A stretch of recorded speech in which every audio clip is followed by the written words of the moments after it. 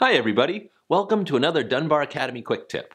I'm Jamie Dunbar, and today's quick tip is about how to train your dog at the right difficulty level so their obedience skills get better with every session.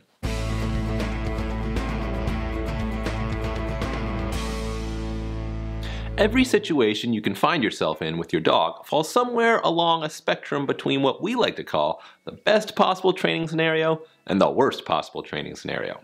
On the best scenario side, you would be right next to your dog in a small area free of distractions, and you would have food or a valued toy on hand to use as a lure and a reward.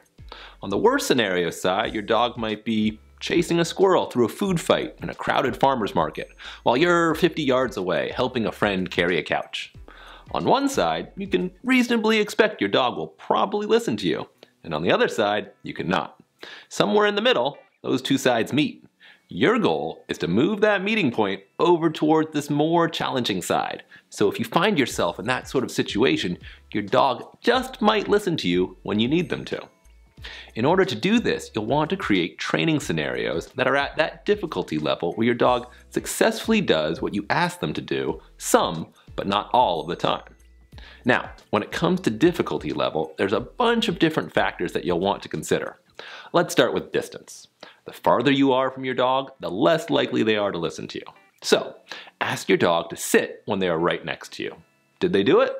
If not, that's where you need to practice. If they did listen to you, great. Take one big step away from them and try again. Still good? Take 2 steps and try again, then 3.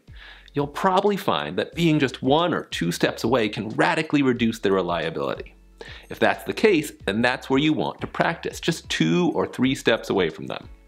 If they get it right, reward them.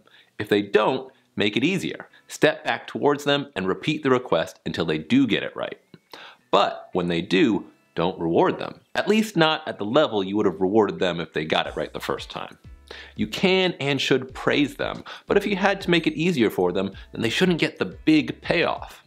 Now that they've just practiced it successfully at a smaller distance, go back to being 2 or 3 steps away and try it again, and there will be a much better chance they will do it on your first request. If they do listen to you at the greater distance on the first request, give them a big reward and some enthusiastic praise.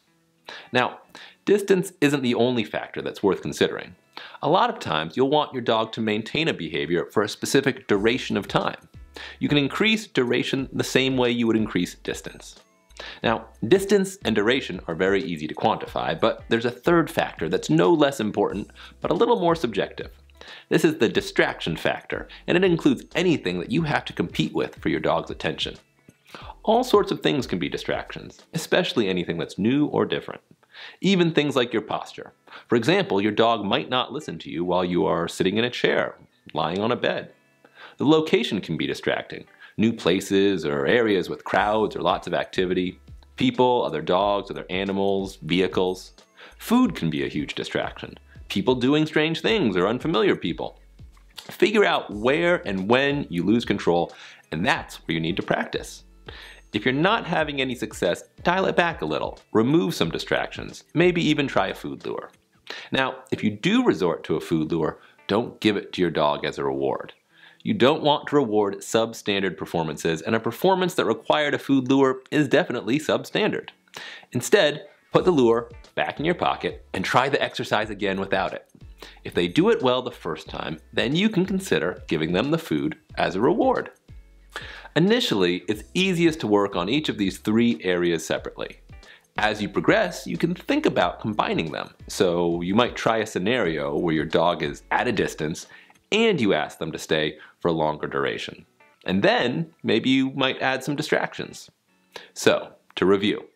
1.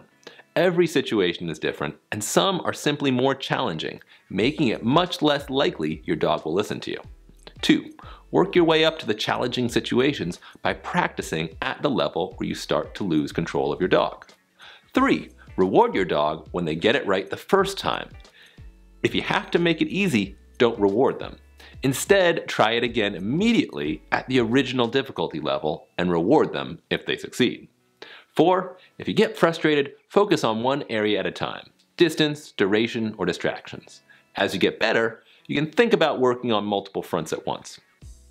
Thanks for watching Dunbar Academy Quick Tips. I'm Jamie Dunbar, and we will see you next time. Thanks for watching this video. If you'd like to learn more, make sure to visit dunbaracademy.com and check out our selection of free dog training and behavior courses. If you'd like to watch more Dunbar Academy YouTube videos, click here or here. And if you want to watch new videos as we post them, don't forget to subscribe and ring the bell for notification.